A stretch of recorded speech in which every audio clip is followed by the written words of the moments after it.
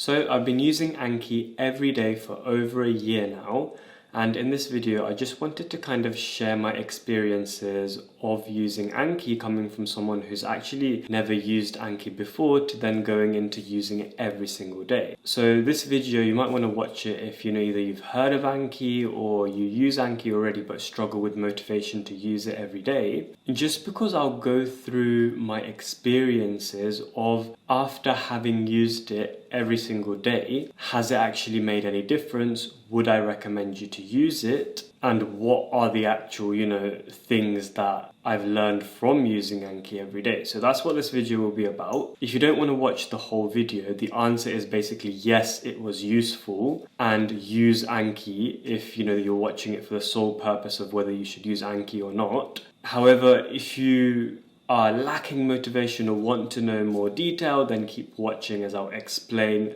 further details as I go along. So just quick disclaimer is that when I say I used Anki every single day for the past year, I actually broke my streak at 355 days. So I've been using it every single day, kept that streak and broke it. But even after breaking that streak, I still continued using Anki for around, was it 2-3 months? So I've been using Anki for, 15 months or so, every day basically.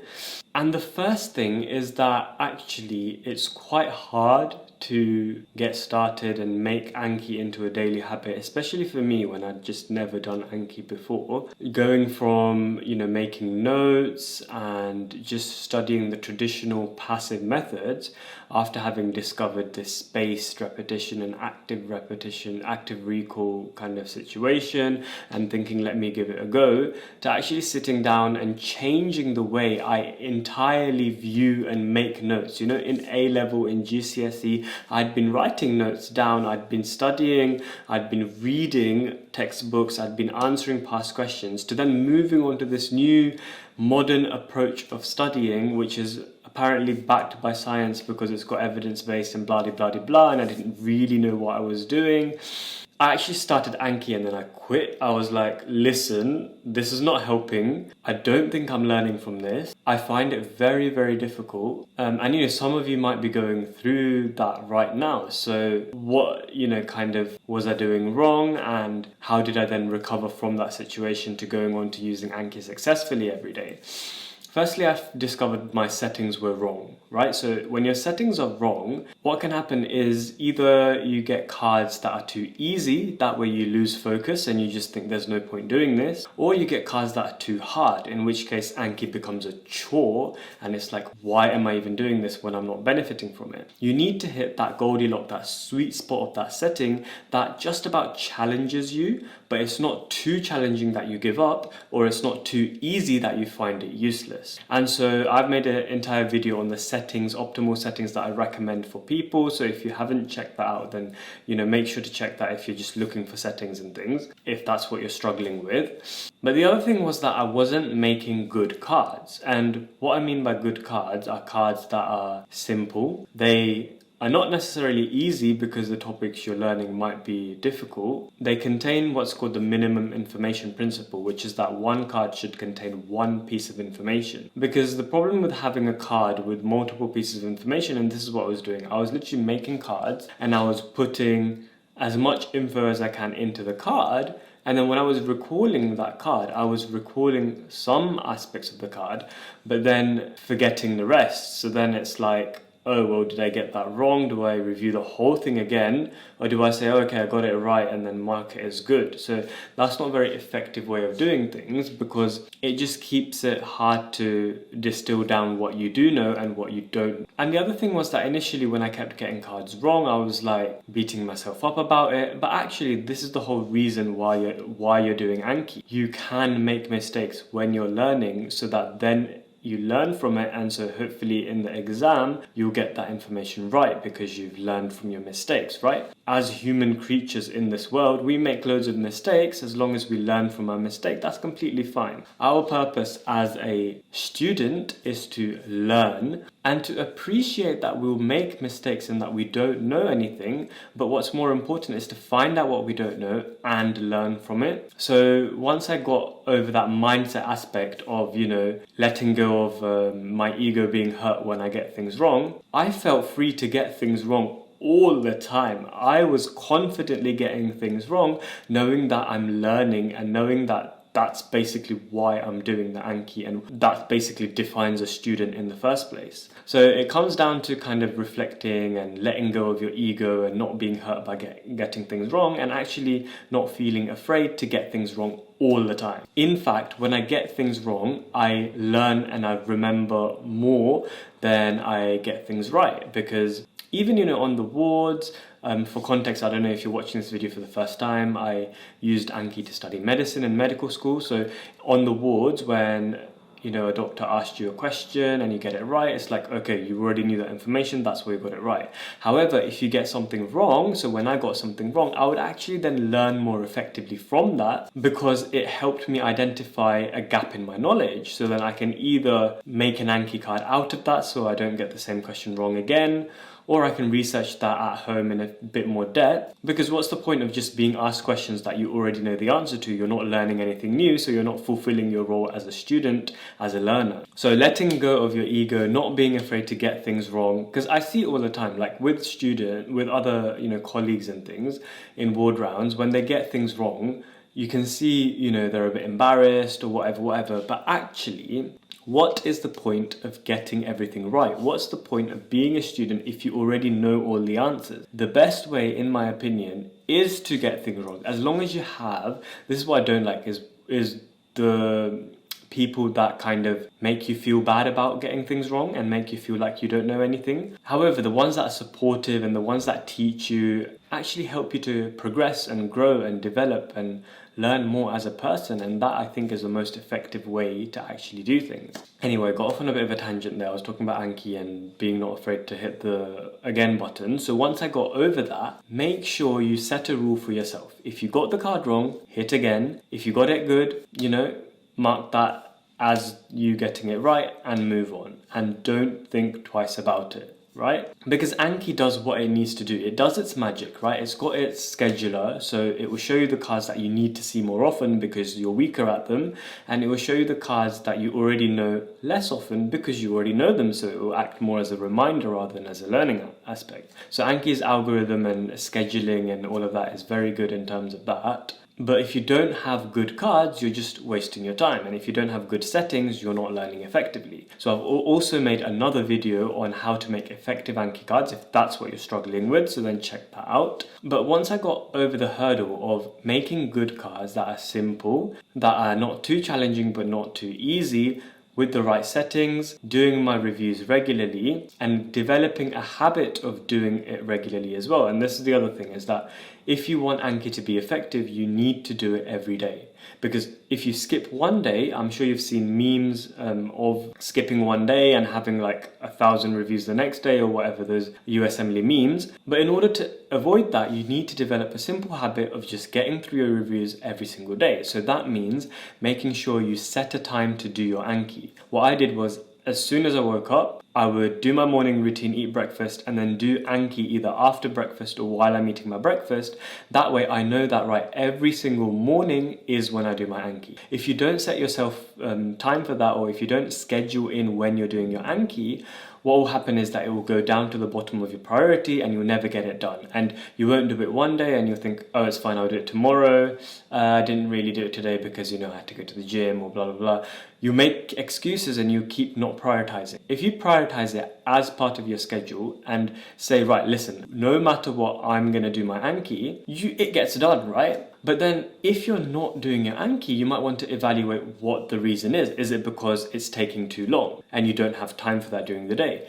That way, reduce the number of cards you're doing, Rather than going from 0 to doing Anki 1 hour every day, literally, initially when I was starting out, I was doing like 20 minutes a day. Even if that's too much, do 5 minutes a day. that is way, way, way better than nothing at all, and it reduces that mental acrasia of actually sitting down and doing the Anki. And if you've got your settings right, if you've got a right work environment where you can sit down and do your Anki, then it almost somewhat becomes fun. You know, I don't say that lightly, because studying is seen as kind of like a chore and effort and just not a pleasant thing. However, if you get the things right, if you've got your environment right, if your cards are challenging and stimulating enough, and if you enjoy the content you're learning, supposing you've picked a course that you actually enjoy, then learning actually becomes fun, and it becomes a way of thinking, right, okay, let me explore this topic a bit more. If after making all these changes you're still struggling to do your Anki, it might be a question of, okay,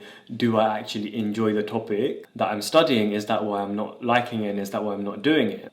And if the answer is no, but you still need to do it to get through the exams, which was the case for, you know, like some of my modules, in fact a lot of my modules, I just didn't really like it, but I kind of had to get it done just to pass the exams, then you kind of need to force yourself to sit down and do Anki when you're scheduled to do Anki, and just make it compulsory part of your day. So those are kind of like the tips on if you're struggling with Anki. Hopefully some of these can help you. If there's something else that you're struggling with Anki which I haven't covered, because you know those were the main struggles that I faced and how I overcame them, then comment down below and I'll kind of see whether I've also gone through that struggle and how I've kind of overcome it, if I have. You know, I'm not saying, you know, I'm an Anki guru and I know how to do Anki perfectly, this, that and the other, but if it's a struggle that I have developed, then you can easily learn from my mistakes rather than having to go through that yourself. So you basically circumvent that whole process by learning from my mistakes, and rather than having to learn through your own mistakes. So would appreciate comments down below,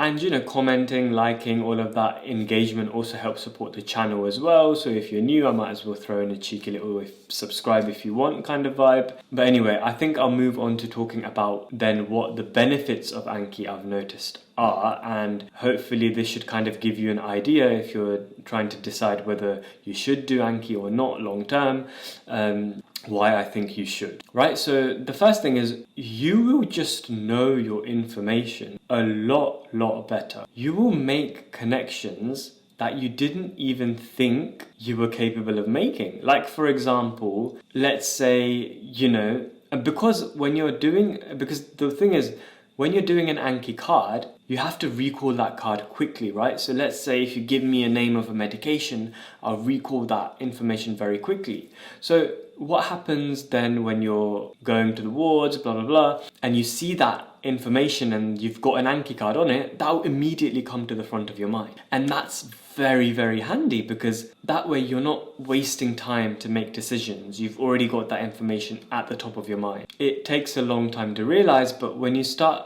getting questions right in ward rounds and you actually know what the doctor's talking about, then it gives you this sense of satisfaction, like, oh, do I actually know something? And my feeling of, yeah, I don't know anything, I've got evidence against that, you know. I was able to answer the questions correctly, so surely I must know something, you know. When you start seeing your scores improving in your exam, it's like, oh, okay, so this worked. Do you know what I mean? So it's a gradual change. It will take a long time for you to notice the change, but once you do notice the change, you realize you know a lot more than you think you do. You'll be able to access that information very quickly, right at the front of your mind. It will help you with exams. It will help you with your day-to-day life as well, depending on whether you actually use the information that you're studying. It will help you. Like for example, you know, when a doctor told me, okay, prescribed fluids, and I was like, oof, I've never done that before, but in my mind, I know the different types of fluids, I know the normal doses, I know all of this information, and it's already there in the front of my mind. I know what questions to ask, whether they've got allergies, this, that and the other, what are the indications, how long to give it for.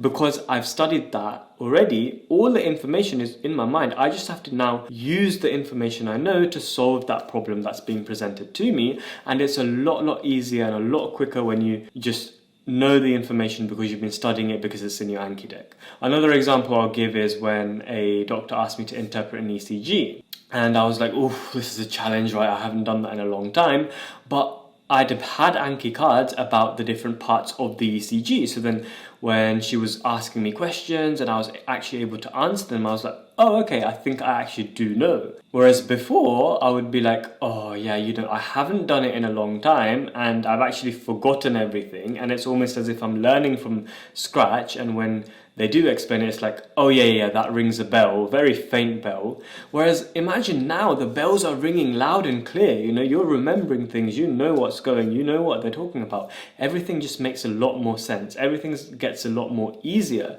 And what is beneficial about that is everything becomes comfortable, right? You want to get to a stage where, you know how they say practice makes perfect, right? If, say, a surgeon, they've been doing that same operation multiple times and that's where they look so easy and they make it look so easy, right? But actually, if you were to sit down and do that same operation, if you don't have any experience, you probably won't be able to do it and you won't know what's going on. However, the surgeon makes it look so easy because they've been doing it for a long time. So the whole purpose of doing Anki regularly is to get to a point where information just flows to you easily. It's comfortable. You don't have to stretch your mind. You don't have to stress. You don't have to sweat yourself. And this is also very beneficial in high pressure situations like OSCE examinations, because in OSCE you're on your feet. You've been given random scenarios. If you've got the basic knowledge in your mind, you'll be able to quickly recall what you need to recall. And that stressful environment, whilst it will still be stressful, and OSCEs are still very stressful, and I hate OSCEs for the life of me, but it will help you navigate the situation much more effectively and in a much more calmer way. For example, imagine you've been asked to take a history and also do this investigation and do all of these tasks in an OSCE. If in your mind you already know the right questions to ask, or you're already thinking of diagnosis, and because you've already made these connections, the task becomes a lot more easier than having to do everything and also remember and forgetting and thinking, oh, I knew this, but it's not coming to me because of the stress of the environment. But if you've been reviewing your cards every day to the point where it becomes second nature, I would have days when I felt so tired to do my OSCE reviews. I was literally half eye open, but the cards I'd seen before, I would just be doing it naturally. Basically with my eyes closed, I would be doing my Anki. Obviously, I'd have to have my eyes open to see the card, but with my brain half closed, I would be doing my reviews because I just know that information because I've done it so many times. That's the stage you want to get to. You want to get to a stage where you get so good and you're so confident with your knowledge that even when you're half awake, you still know it. I'm not recommending to sacrifice on your sleep and be half awake all the time, but it just gets you to show you that that's what Anki does. Anki makes sure you know your information so well that even if you're half awake, you can still recall information and move on with your day. And the one advice I'd say is just stick with it. Stick with it long enough to see the benefits. I'm not saying, this video is me having done it for a year. I'm not saying do it for a year to see the benefits, but by 3 months, you should see the benefit. And if you do it correctly, and you still don't see the benefits, it may be that Anki isn't for you. And that's completely fine because people have different ways of learning. However, don't just do what I did right at the beginning, which is try it and think, not really for me, because you may have just been using the wrong settings or approaching it wrong or not doing it properly. So after this video, if you like the idea of going ahead with wanting to do Anki and you're like, okay, fine, I'll give this a go, then I have made loads of videos on it. I've actually made an entire playlist called Master Anki Series for medical school.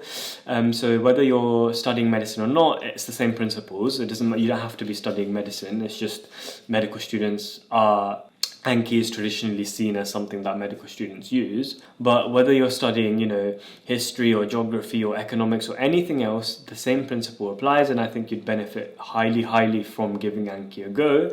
And so if you'd like to give Anki a go properly, use the right settings, this, that, and the other, then make sure to check out my playlist. I'll drop it in the description below. And the thing is, Anki is completely free. Knowledge is very useful. Learning is amazing. All these things, right? And you realize how ineffective just reading notes or making notes is once you give Anki a go. Once you give Anki a go, you'll never step back and you'll never do things the traditional way.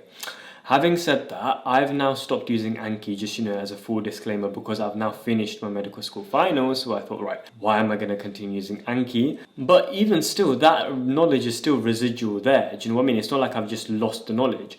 Before, I would have crammed for an exam, gone into it, forgotten the content 2 weeks later. Now, I could probably still do my exam that I did and still be able to do as well as I did, because I've been seeing that information for so many times, it's formed long-term connections in my memory. And so that's why I've stopped doing Anki now, because I finished exams and I don't want to, but I know that my knowledge will still be there, and when I actually work, that knowledge will be reinforced. When I start working, I'll start recalling the things that I need to know, and then I can let go of the things that I only studied for the exam. So I know this video has been long. I knew it was going to be long because I was going to be talking about my entire experiences with Anki, and I kind of wanted to make this kind of unfiltered thoughts just to give you my raw experiences of what using Anki is like. Now that I finished medical school, I don't want to keep making study videos and so on and so forth. So stay tuned. If you're new, subscribe to my channel if you're interested in this kind of learning / self-improvement, or I'm also thinking of making like reading and books kind of videos. And so if you're interested, then also check out my newsletter as well in the description below. With that being said, thank you for watching. Check out the playlists and the videos that I've linked. Hope you found it useful. Thanks for watching, and I'll see you again in my next video.